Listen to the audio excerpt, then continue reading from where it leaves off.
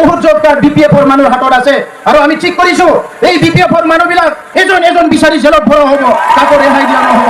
ই TLCC চেয়াৰমেনে হওক, ই BDO হওক, ই BTCৰ কোনোবা ছেক্ৰেটাৰী হওক, প্ৰত্যেকজনকে জেলত ভৰা হ'ব।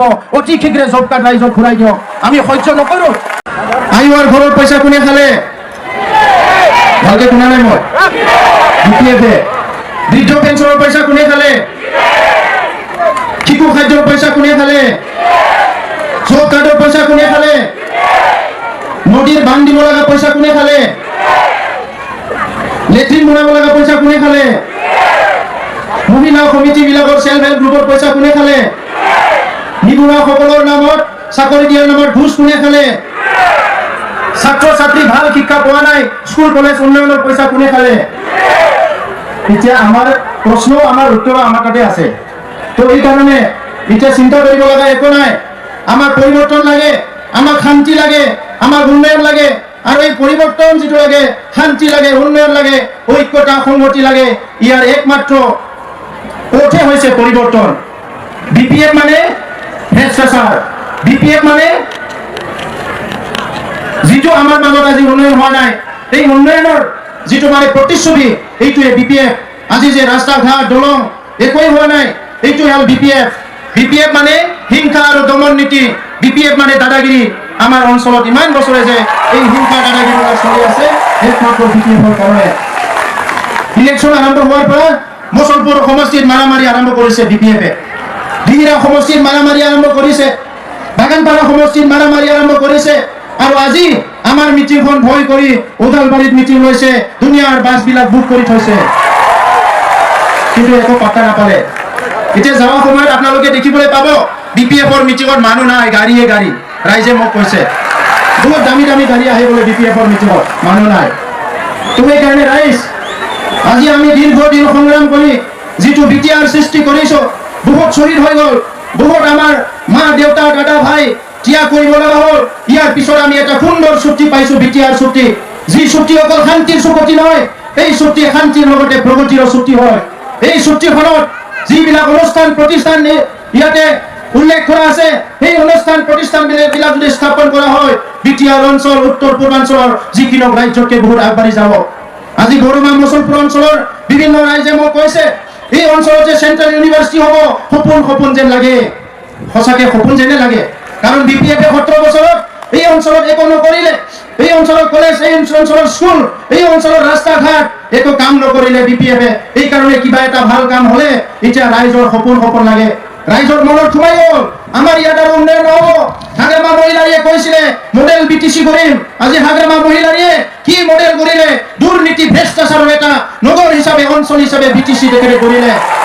আৰু আজি কৈছে হাগ্ৰামা মহিলাৰীয়ে বিটিআৰত একো নাই, বিটিআৰত একো নাই, বিটিআৰত এটাই নাথাকিব, সেইটো হ'ল হাগ্ৰামাৰ দাদাগিৰি, দুৰ্নীতি, অপশাসন। এইটো আৰু বিটিআৰত নাথাকে। যোৱা 17 বছৰত আমাৰ যুৱকসকল, আমাৰ ছাত্ৰ ছাত্ৰী, এইবিলাক আমাৰ ভৱিষ্যত, আমাৰ পৰিয়ালৰ ভৱিষ্যত, আমাৰ ঘৰখনৰ ভৱিষ্যত, আমাৰ সমাজৰ ভৱিষ্যত, আমাৰ ৰাজ্যৰ ভৱিষ্যত, আমাৰ দেশৰ ভৱিষ্যত। কিন্তু হাগ্ৰামা মহিলাৰীয়ে কি কৰিলে? সেই যুৱবিলাকক কেম বান্ধি বান্ধি থৈ দিলে, মদ খোৱালে, মাংস খোৱালে আৰু নিজৰ মাজতে মাৰামাৰি কৰাবলৈ শিকিলে। ইয়াৰ বাহিৰে একো নকৰিলে। প্ৰথম উদ্দেশ্য হৈছে ঐক্য সংগতি কৰিব লাগিব। দ্বিতীয় উদ্দেশ্য হৈছে চবে সুৰক্ষা নিৰাপত্তা পাব লাগিব। তৃতীয় উদ্দেশ্য হৈছে সকলো অধিকাৰ পাব লাগিব, ভূমিৰ অধিকাৰ, অৰ্থনীতিৰ অধিকাৰ, চাকৰি বাকৰিৰ অধিকাৰ, মাটিৰ অধিকাৰ, সব অধিকাৰ ৰাইজে পাব লাগিব, ভাষা সংস্কৃতিৰ অধিকাৰ। ইয়াৰ পিছত আমাৰ চতুৰ্থ হৈছে যে সকলো সম উন্নয়ন, সমমৰ্যাদা পাব লাগিব। আজি আপোনালোকে বহুতে প্ৰশ্ন কৰিছে যে UPPL চৰকাৰ আহিলে মোদাহি কি দিব? আমি আজি ইয়াতে ঘোষণা কৰিছো UPPL চৰকাৰ গঠন কৰিলে বিটিআৰত আমি মোদাহিৰ উন্নয়ন পৰিষদ গঠন কৰিম। বহুতে প্ৰশ্ন কৰিছে UPPL চৰকাৰ আহিলে শৰণীয়াৰ কাৰণে কি কৰিব? বিটিআৰত UPPL চৰকাৰ আহিলে শৰণীয়া উন্নয়ন পৰিষদ গঠন কৰিম। ইয়াত আদিবাসী উন্নয়ন পৰিষদ গঠন কৰিম, মূৰ্খা উন্নয়ন পৰিষদ গঠন কৰিম, বিভিন্ন আদিবাসী উন্নয়ন পৰিষদ গঠন কৰিম, মাইনৰিটিৰ কাৰণে উন্নয়ন পৰিষদ গঠন কৰিম, বঙালীৰ কাৰণে উন্নয়ন পৰিষদ গঠন কৰিম। কাৰণ আমি বিচাৰো সকলো জাতি জনগোষ্ঠীয়ে সমমৰ্যাদা, সম অধিকাৰ পাব লাগিব। আৰু এইটো অকল আমাৰ মুখত পালে নহ'ব, আমাৰ লেকচাৰত মানে এইটো কথা ওলালে নহ'ব, হাতে কামে কৰিব লাগিব। আৰু হাতে কামে কৰা যি উদ্দেশ্য, যি সংগঠন, যিটো দল, এইটোৱে হ'ল UPPA দল। আমি মুখৰ কথা ক'বলৈ অহা নাই, কাম কৰিবলৈ আহিছো। এই দল ৰাইজৰ দল, এই দল দুখীয়া মানুহৰ দল, এই দল দৰিদ্ৰসকলৰ দল, এই দল যোৱা 17 বছৰে হিংসা পীড়িত ৰাইজক উদ্ধাৰ কৰাৰ কাৰণে দল, এইটো হ'ল UPPL দল। সেইকাৰণে শ্ৰদ্ধা ৰাইজ, আমি বহুত বেয়া এটা পৰিৱেশেৰে আগবাঢ়ি আহিছো। আজি সেই পৰিৱেশ আমি পুনৰ নিবিচাৰো। হাগ্ৰামা মহিলাৰী ডাঙৰীয়া, কোনোবা হীৰা শৰণীয়া ডাঙৰীয়াই যদি আজি BTC শাসনত বহিব লাগে, ইয়াত সদায় দাবী ধমকি মানে হিংসাৰ কথা কব, এটা জাতি আনটো জাতিক ঘৃণা কৰা, এটা ধৰ্মই আনটো ধৰ্মক ঘৃণা কৰা, এই কথাবিলাকে সদায় কব। আৰু এইবিলাক যদি আমি পাহৰি যাব ওলাইছো, সুন্দৰ এটা BTR কৰিব বিচাৰিছো, য'ত বড়ো, অসমীয়া, মাইনৰিটি, বঙালী, বিভিন্ন ট্ৰাইবেল জনগোষ্ঠী, আদিবাসী সবে মিলি যদি আমি শান্তিৰে থাকিব বিচাৰিছো, আমাৰ একমাত্ৰ পথে হৈছে পৰিৱৰ্তন লাগিব। পৰিৱৰ্তনৰ বাহিৰে একো ৰাস্তা নাই। আমাৰ শিক্ষকসকলৰ আজি চাকৰি 99ৰ শিক্ষকসকলক 17 বছৰে BPF ঠগালে। এই সমস্যা সমাধান কৰিব লাগিব। ভেঞ্চাৰ স্কুলৰ সমস্যা সমাধান কৰিব লাগিব। ইয়াত টেট পাছ কৰাবিলাক চাকৰি পোৱা নাই, এই সমাধান কৰিব লাগিব। আৰু আমি ঠিক কৰিছো, BTR যিমান চাকৰি ওলাই ইয়াত 1 টকাও খাব নোৱাৰিব UPPL চৰকাৰৰ সময়ত। যিদিনা ইণ্টাৰভিউ হ'ব সিদিনা ৰিজাল্ট ওলাব আৰু সিদিনাই এপইণ্টমেণ্ট দিয়া হ'ব। ইয়াত কোনো দালালি নচলিব। PMOৰ ঘৰৰ নামত কোনোবা যদি UPPLৰ নেতা কৰ্মীবিলাক আঠানা চাৰি নাও হেৰাফেৰি কৰে, লগে লগে দলৰ পৰা ওলাই দিয়া হ'ব। ইয়াত কোনো ৰেহাই দিয়া নহ'ব। কাৰণ আমাৰ দুখীয়া মা দেউতাক ইমান বছৰে BPF ঠগাই আহিলে, ৰাইজে পৰিৱৰ্তন বিচাৰিছে, UPPLৰ দ্বাৰা পৰিৱৰ্তন বিচাৰিছে। গতিকে UPPL প্ৰত্যেকজন নেতা কৰ্মী মই সাৱধান কৰিছো, সকীয়াই দিছো আৰু অনুকিয়াই দিছো যে আমি ৰাইজৰ কাৰণে কাম কৰিব লাগিব। পৰিৱৰ্তন আমাক লাগে। জব কাৰ্ড কেলেংকাৰী, আজিলৈকে বহুত জব কাৰ্ড BPFৰ মানুহৰ হাতত আছে। আৰু আমি ঠিক কৰিছো, এই BPFৰ মানুহবিলাক ডিচেম্বৰত ফাৰ্ষ্ট উইক সেকেন্ড উইকত নিৰ্বাচন হ'ব, 15 তাৰিখৰ ভিতৰত চৰকাৰ হ'ব। ইয়াৰ আগতে যদি জব কাৰ্ডবিলাক ৰাইজক ঘূৰাই নেদে, এজন এজন বিচাৰি জেলত ভৰা হ'ব, কাকো ৰেহাই দিয়া নহ'ব। ই TLCC চেয়াৰমেনে হওক, ই BDO হওক, ই BTCৰ কোনোবা ছেক্ৰেটাৰী হওক, প্ৰত্যেকজনকে জেলত ভৰা হ'ব। অতি শীঘ্ৰে জব কাৰ্ড ৰাইজক ঘূৰাই দিয়ক। আমি সহ্য নকৰো। আমাৰ গৰীব মানুহক ঠগাই ঠগ প্ৰবঞ্চনা কৰাটো আমি সহ্য নকৰো। আৰু আজি তেখেতসকলৰ নিচিনা মদ ভাং যোৱা ৰাজনীতি কৰিবলৈ অহা নাই। আমি 5 বছৰত BPF 70 বছৰত কৰিব নোৱাৰা কাম আমি 5 বছৰত কৰিব আহিছো। আৰু সেইকাৰণে ৰাইজ আমাৰ কাৰণে প্ৰত্যেকটো সময় মূল্যৱান। আৰু সেইকাৰণে আপোনালোকক কৈছো যে আজি নিবনুৱা সমস্যা সমাধান কৰিব লাগিব। হাজাৰ হাজাৰ ডেকা ল'ৰা মাক দেউতাকে গৰু ছাগলী বিক্ৰী কৰি, মাটি বন্ধক থৈ, ধান বিক্ৰী কৰি ল'ৰা ছোৱালী পঢ়াইছে, MA BA পাছ কৰাইছে, চাকৰি নাই। কিন্তু সংস্থাপন দিব লাগিব। BPF কৈছে সংস্থাপন বলে দিব নোৱাৰে। কিয় দিব নোৱাৰে? মানুহে কাম বিচাৰি আছে, কাম দিয়ক। আমাৰ ইমান ধুনীয়া মাটি আছে, ইমান ধুনীয়া বটাৰ আছে, ইমান ধুনীয়া বজাৰ আছে, আপুনি অলপ সহায় কৰকচোন। আমাৰ মহিলাসকলে বোৱনী শিপিনী কিমান কাম জানে, অলপতো আপুনি সহায় কৰক। সেইকাৰণে আমি কৈছো, ভাৰত চৰকাৰে প্ৰত্যেকটো সেল্ফ হেল্প গ্ৰুপক ৭৫,০০০ টকা দিব দিছে। আৰু সেই ৭৫,০০০ টকা UPPL চৰকাৰ আহিলে আমি প্ৰত্যেকটো সেল্ফ হেল্প গ্ৰুপক ভাৰত চৰকাৰৰ এই আঁচনিটো ৰূপায়ণ কৰিম। KCCৰ লোন চবে পাব লাগিব। ভাৰত চৰকাৰে কৈছে ডাবলিং ফাৰ্মাৰ ইনকাম, খেতিয়কৰ ইনকাম ডাবল হ'ব লাগে। কেনেকে ডাবল হ'ব? স্প্ৰে মেচিন আহিছে, BPF খাই দিছে। ট্ৰেক্টৰ আহিছে, BPF খাই দিছে। বীজ আহিছে, ভাল ভাল বীজ BPF খাই দিছে। ক'ৰ পৰা ডাবলিং ফাৰ্মাৰ ইনকাম হ'ব? সেইকাৰণে আমি ঠিক কৰিছো, আমাৰ চৰকাৰ আহিলে প্ৰত্যেকটো VCDCটো আমি ফাৰ্ম মেচিনাৰী বেংক কৰিম, য'ত নেকি ট্ৰেক্টৰ থাকিব, ধান কাটা মেচিন থাকিব, সকলো খেতি কৰা সঁজুলি থাকিব, আৰু আপোনালোকে বিনামূলীয়া লৈ যাই খেতি কৰিব পাৰিব। এইটো UPPLৰ মিছন। প্ৰত্যেকটো চাৰ্কেলত এখন এখন স্কিল ডেভেলপমেণ্ট চেণ্টাৰ গঢ়া হ'ব, য'ত নেকি আমাৰ নিবনুৱাসকলে আহি কম্পিউটাৰ শিক্ষাই হওক, বিভিন্ন শিক্ষাই হওক, ইয়াতে টেকনলজি শিক্ষাই হওক, বিভিন্ন শিক্ষা লৈ পেলাই নিজকে সংস্থাপন কৰিব পাৰিব। আৰু আমি যিটো সপোন ৰচিছো যে এই BTR অঞ্চল আজি উত্তৰ পূৰ্বাঞ্চলৰ যিকোনো এটা ৰাজ্যতকৈ অহা 5 বছৰত ওপৰত যাব লাগিব। আমাৰ ল'ৰা ছোৱালী খেল ধেমালিত বহুত এক্সপাৰ্ট, আমাৰ ল'ৰা ছোৱালী কালচাৰত বহুত এক্সপাৰ্ট, আমাৰ ল'ৰা ছোৱালী আজি শিক্ষাত বহুত এক্সপাৰ্ট, ভাল টেলেণ্টেড আছে, কিন্তু সুবিধা নোপোৱাৰ কাৰণে চবে পিছ পৰি আছে। তো সেইকাৰণে শ্ৰদ্ধা ৰাইজ, আমাৰ বহুখিনি নেতা আছে, মই দীঘলীয়া কথা ক'ব বিচৰা নাই। এজন লিডাৰ, এজন ৰাজনৈতিক নেতাই ইচ্ছা কৰিলে বহুত কাম কৰিব পাৰে। আজি দিল্লীৰ চৰকাৰে যদি ডাঙৰ ডাঙৰ কাম কৰিব পাৰে, গুৱাহাটীত বহি থকা চৰকাৰে যদি ডাঙৰ ডাঙৰ কাম কৰিব পাৰে, আমাৰ কাউন্সিল গভৰ্ণমেণ্টও পাৰে। যোৱা 17 বছৰত 6,000 কোটিতকৈ অধিক টকা আহিল, কিন্তু আজি প্ৰশ্ন কৰা নাই মানুহবিলাকে এই 6,000 কোটি টকা ক'ত গ'ল। এই 6,000 কোটি টকা কোনোবা অঞ্চলৰ তাত আহিল, কোনোবা এই হাগ্ৰামাৰ তাত আহিল, কোনোবা এই BPFৰ নেতা পালি নেতাৰ পকেটত এই পইচাবিলাক হজম হ'ল, ৰাইজৰ কাৰণে কিন্তু একো নহ'ল। আজি না গোৰ্খা, না বড়োই পাইছে, না অসমীয়াই পাইছে, না কোনোৱে পাইছে, কোনোৱে পোৱা নাই।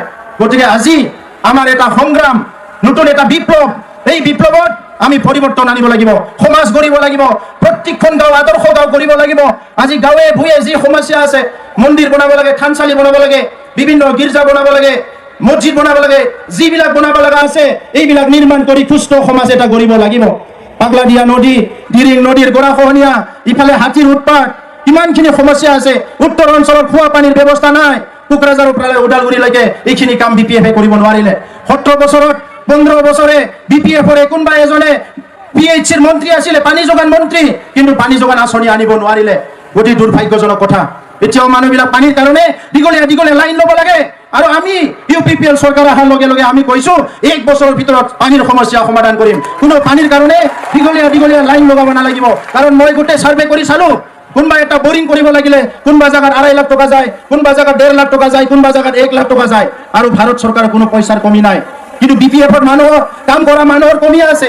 সেইকাৰণে আজি হাগ্ৰামাৰ মহিলাৰীয়ে এই এটা কাউন্সিলৰ চিফ হয়, তেখেতে ভাৰতৰ ৰাষ্ট্ৰপতি বুলি ভাবিলে। এইকাৰণে ৰাইজৰ কথা বাদ দিলে, নিজকে ৰজা বুলি ভাবিলে। চবে চিফ চিফ বুলি কয়, তেখেতে নিজকে পাহৰি গ'ল।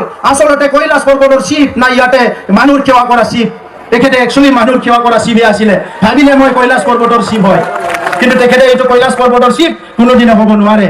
আজি ৰাইজ BPF-ৰ ঘৰত লাহে লাহে কণ্ডল লাগিছে। যেতিয়া মানুহ বেছি ভুল কাম কৰে, পাপ বুলি নকওঁ মই, যেতিয়া ৰাইজক ঠগ প্ৰবঞ্চনা কৰে, দুখীয়া গৰীব মানুহৰ ভাতৰ মানে ভাতমুঠিখন কাঢ়ি লৈ যায়, তেনেকা মানুহৰ মাজত এনেকা দুৰ্যোগ হয়। আৰু BPF-ত আজি এইয়ে দুৰ্যোগ, BPF-ত আজি এইয়ে দুৰ্যোগ। লাহে লাহেকৈ বিশ্বজিৎ ইমাৰী এৰি গ'ল, ইমানুৱেল মুছাহাৰী এৰি গ'ল, আৰু বহুত ৰচি মহাৰাচি ওলাই যাবলৈ লাইন ধৰি আছে BPF-ৰ পৰা। গতিকে আৰু BPF-ৰ দোকান আৰু বেছি দিন নচলে, BPF-ৰ দোকান বন্ধ হৈ যাব। BPF-ৰ দোকানত আৰু কোনোবা মাল কিনিব ৰেডি আছে যদি আপুনি মনটো সলনি কৰক, BPF-ৰ দোকান আৰু বন্ধ হৈ যাব। নাঙল আছে জোঙাল নাই, BPF-ৰ কাম নাই, হয়নে? নাঙল আছে জোঙাল নাই, নাঙল আছে জোঙাল নাই। এতিয়া নাঙলটো ইয়াতে লৈ থৈ দিছে এই মানে পতাকাবিলাকত, তাতে কোনো জোঙাল নাই। গতিকে BPF-ৰ একো কাম নাই। জোঙাল নহ'লে কে দূৰে টানিব। সেইকাৰণে সিদিনা কি কৰিছে আমাৰ অঞ্জলি বাইদেউ, বিশ্বৰ মানে নাৰী জাতিৰ অধিকাৰৰ কথা কোৱা, জেনেভাত যায়, UN-ত যায়, এই বাইদেউৰ সন্মুখতে মহিলা দুজনী গুৰু বনাই পেলাই হাল মাৰিছে। বাইদেৱে হাত চাপৰি মাৰি আছে, ইমান লাজৰ কথা। আমাকে কয় বাইদেৱে এইটো ভুল কৰিছে, এইটো ভুল কৰিছে। এতিয়া তেখেতসকলে ভুলতে ভুল কৰিছে। ভুল কিয় নকৰিব? মানুহৰ প্ৰতি তেখেতসকলৰ মৰম নাই, সন্মান নাই, সমস্যাৰ প্ৰতি তেখেতসকলৰ জ্ঞান নাই। এইকাৰণে আজি তেখেতসকলে মানুহক শোষণ কৰিছে, প্ৰবঞ্চনা কৰিছে, ঠগবাজ কৰিছে আৰু দমন কৰিছে।